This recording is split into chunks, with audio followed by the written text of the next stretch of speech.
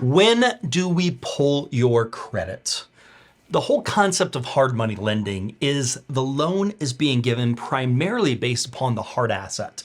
The hard asset being the property itself. So the property has a lot more to do with it than your individual qualifications. Now, we don't do a hard credit pull until your property is actually in processing.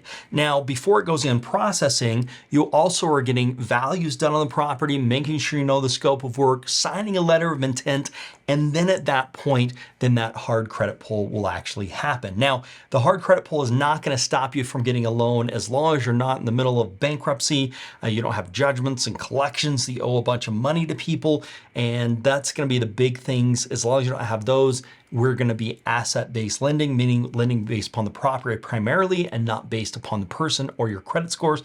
We're doing those things to make sure something's not going to be attaching or have any type of way of interfering with a property and your investments.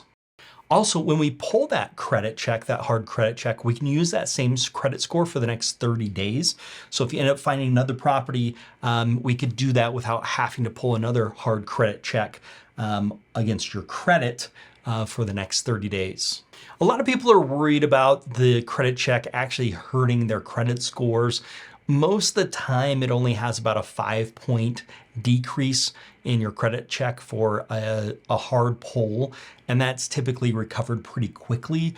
So it's not something that you should be losing sleep over, and it's definitely those 5 points are not going to make the difference of being able to get a hard money loan versus not getting a hard money loan in the majority of cases.